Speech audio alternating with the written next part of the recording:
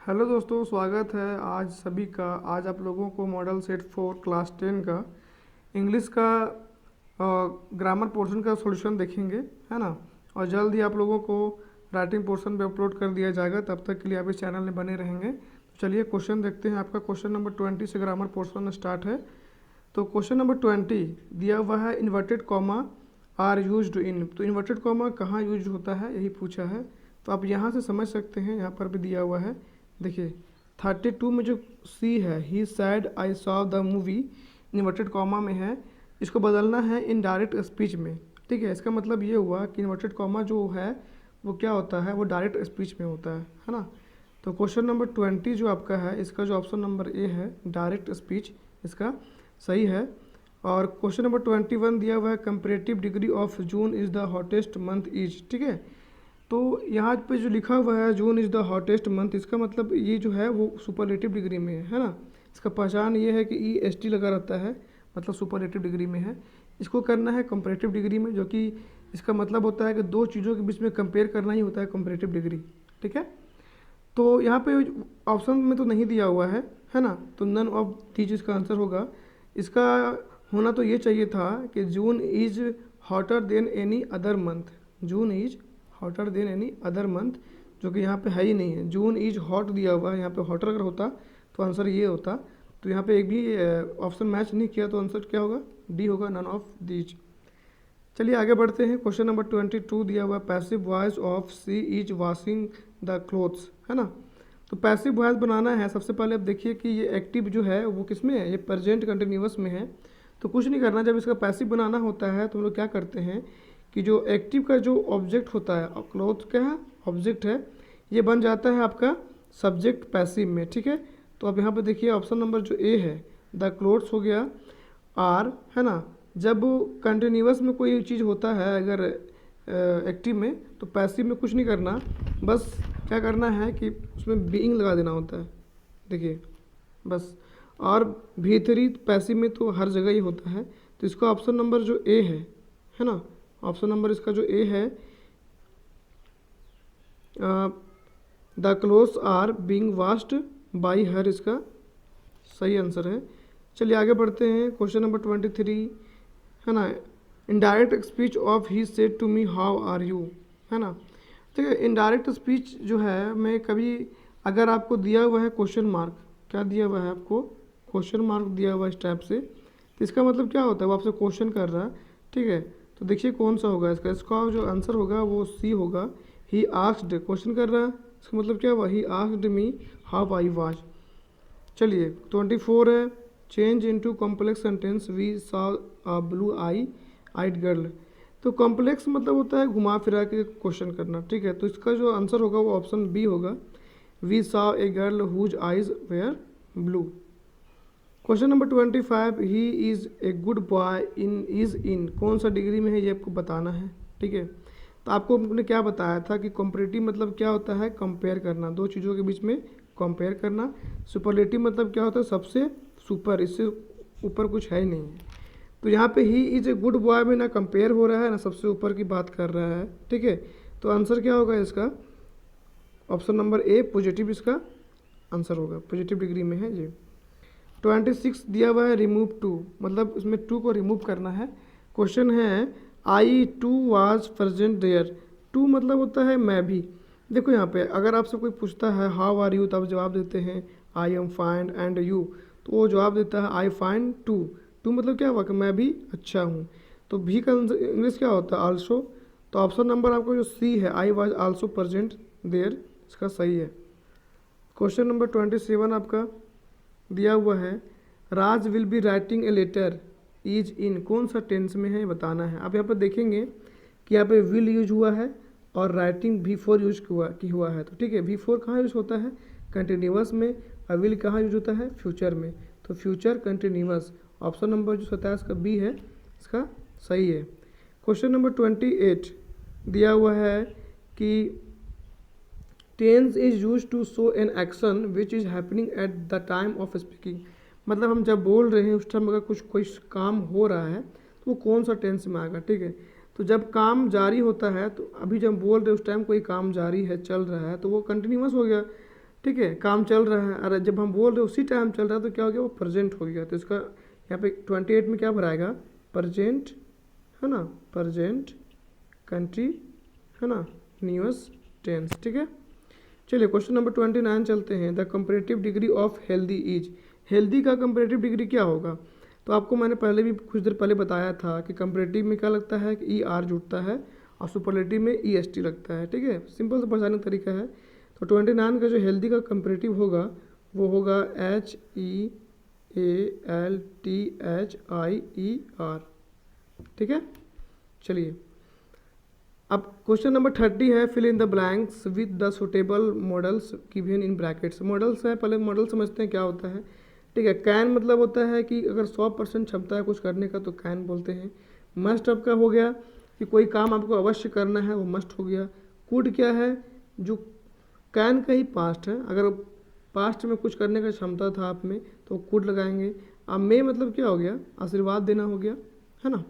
चलिए, तो पहला ऑप्शन हो गया आपका पेरेंट्स खाली जगह लुक आफ्टर देयर चिल्ड्रेन। तो पेरेंट्स को अवश्य अपने बच्चों को देखना चाहिए, है ना। तो आपका जो ए में भराएगा वो क्या भराएगा, मे, सॉरी क्या भराएगा, मस्ट, है ना, कि पेरेंट्स को अपने चिल्ड्रेन को अवश्य देखना चाहिए। अब देखिए क्वेश्चन नंबर बी जो है 30 का, खाली जगह God have mercy on you, है ना। तो आपको मैंने क्या बताया था कि जब भी गॉड के बारे में जब भी बात हो तो कौन सा मॉडल यूज करते हैं हम लोग, मे यूज करते हैं। ठीक है, क्वेश्चन नंबर सी है, ही खाली जगह स्विम अक्रॉस द रिवर, मतलब वो नदी तैर कर पार कर सकता है। तो क्षमता की बात हो रही है तो उसमें क्या भराएगा, कैन भराएगा। क्वेश्चन नंबर डी है, ही सेड दैट ही खाली जगह डू द वर्क, मतलब उसने कहा था वो यह काम कर सकता है। तो पास्ट में क्षमता की बात हो रहा है तो क्या भराएगा, कुड भराएगा, COULD, कैन का पास्ट कुड। चलिए अब आगे बढ़ते हैं, क्वेश्चन नंबर 31। थोड़ा सा आप ध्यान से देखेंगे, है ना।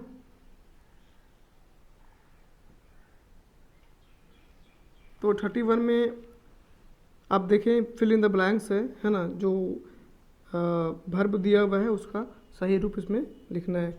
सी है, खाली जगह है, a letter to her father last evening, मतलब पिछले इवनिंग को उसने अपने फादर को चिट्ठी लिखी थी, है ना। तो पास्ट की बात हो रहा है ना। तो यहाँ पे क्या होगा, एक्शन टू होगा, राइट का एक्शन टू क्या होता है, रोट। ठीक है, अब क्वेश्चन नंबर बी है, माई मदर खाली जगह the food when I reached home, मतलब मेरी माँ खाना पका चुकी थी जब मैं घर पहुँचा। तो पका चुकी थी मतलब कौन सा टेंस का हो गया, ये हो गया आपका पास्ट परफेक्ट टेंस का, है ना। तो पास्ट परफेक्ट टेंस में क्या होता है, हैड के साथ भी3 लगता है, तो क्या होगा, हैड कुकड। इसको मैं आगे भी समझा दूंगा। अब यहाँ देखिए क्वेश्चन नंबर सी लिखा हुआ है, the match had begun before I खाली जगह द प्लेग्राउंड, जब मैं प्लेग्राउंड पहुंचा तो मैच स्टार्ट हो चुकी थी। देखिए यहाँ पे मैच के बाद हैड बिगन लगाया है ना, इसी तरह मदर के बाद हैड कुक लगाए हम लोग, और बिफोर आई खाली जगह। तो यहाँ पे देखिए आप, यहाँ पे 31 का जो बी है ना, रिच्ड एक्शन 2 लगा हुआ है, तो यहाँ पे क्या होगा, रिच्ड होगा एक्शन 2। तो सी में क्या होगा, रिच का एक्शन 2, वर्ब 2, रिच्ड। ठीक है, चलिए क्वेश्चन नंबर डी है, कोलंबस खाली जगह अमेरिका, तो कोलंबस ने अमेरिका ढूंढा। तो ढूंढा मतलब क्या, एक्शन 2 हो गया, वर्ब 2, सिंपल पास्ट का हो गया। तो कुछ नहीं करना, डिस्कवर में ईडी जोड़ देना है, डिस्कवर्ड हो जाएगा, डिस्कवर में ईडी जोड़ देना है। कोलंबस डिस्कवर्ड अमेरिका, कोलंबस ने अमेरिका ढूंढा। क्वेश्चन नंबर 32 है, इसमें क्या करना है आपको, है ना, कि देखिए 32 में है, transform the following sentences as direct in the brackets. ठीक है, तो क्वेश्चन नंबर जो 32 का ए है, my uncle is too old to work, है ना। तो आपको बताए थे कि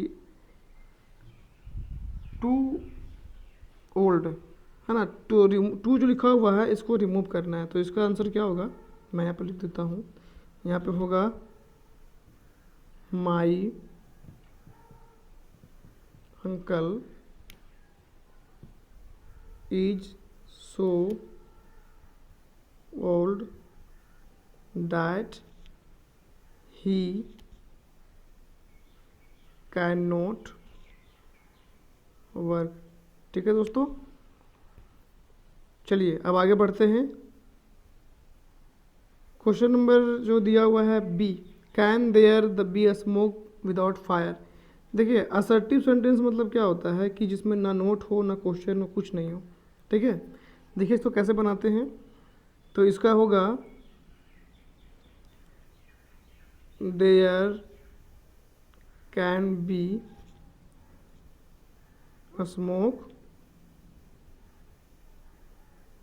विदाउट फायर। हो गया। अब क्वेश्चन नंबर सी देखते हैं। He said inverted comma I saw the movie, है ना। तो इसको इनडायरेक्ट स्पीच में बदलना है, तो इसका होगा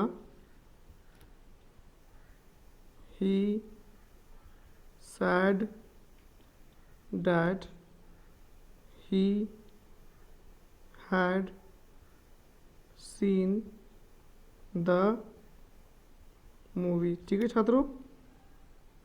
अब क्वेश्चन नंबर डी दिया हुआ है my mother कुक्स food into passive voice, को पैसिव वॉइस में बदलना है। तो माई मदर कुक्स फूड जो है वो प्रेजेंट इंडेफिनिट टेंस का है ना। तो कुछ नहीं करना, इसमें इज लगता है।